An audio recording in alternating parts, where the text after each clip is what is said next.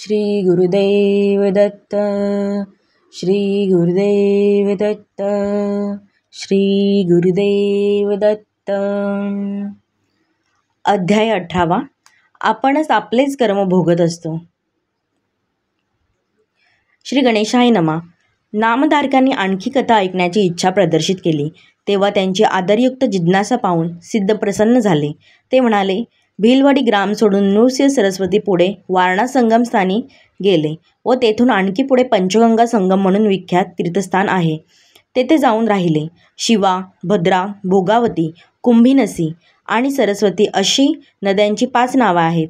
या क्षेत्राचे महात्म्य कुरुक्षेत्राहून जास्त मानतात व दक्षिणेकडील जणू वाराणसी क्षेत्रच ते गणले जाते।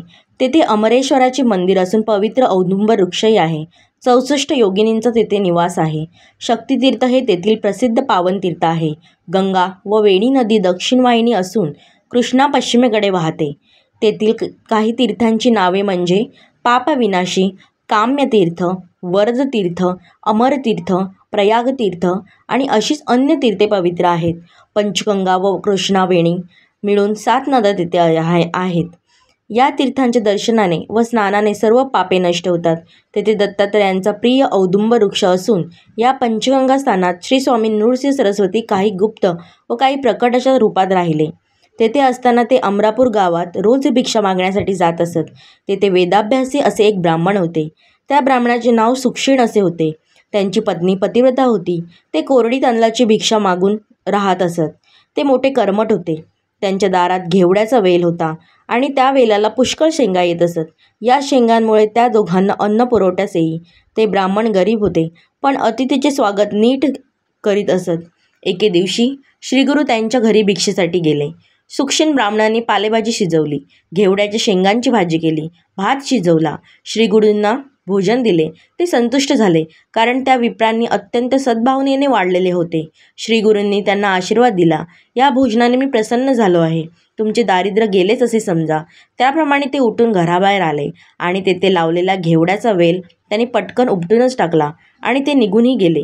ब्राह्मणाची स्त्री रडू लागली, म्हणाली, आम्ही त्या यतीचे कसे काय बिघडवले होते की त्यांनी आमचे अन्नच असे तोडले। अरे रे!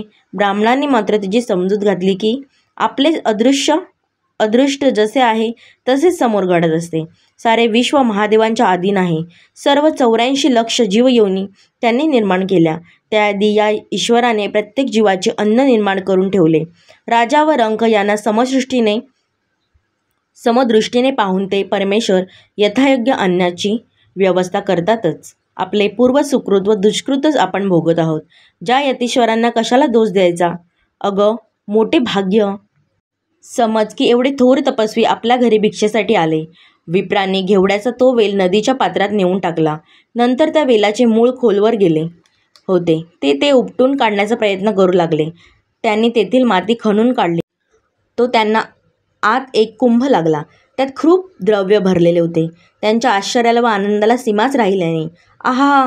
हे यतीश्वर प्रसन्न झाले त्यांचे हे फळ। त्यांनी वेल उपटून टाकला त्यांचा हेतू असा होता तर ईश्वरी अवतारच आम्हाला भेटला। त्यांनी पत्नीला जेव्हा सारे सांगितले व द्रव्य दाखवले तेव्हा ती फारच आनंदी झाली। ते दाम्पत्य लगेच श्रीगुरूंच्या दर्शनासाठी संगमावर गेले। स्वामी म्हणाले, तुम्ही माझ्याबद्दल काहीही कोणाजवळ बोलू नका। जर बोललात तर आलेली लक्ष्मी निघून जाईल। योग्य प्रकारे आचरण करा, पुत्रपौत्रांसह सुखी व्हाल।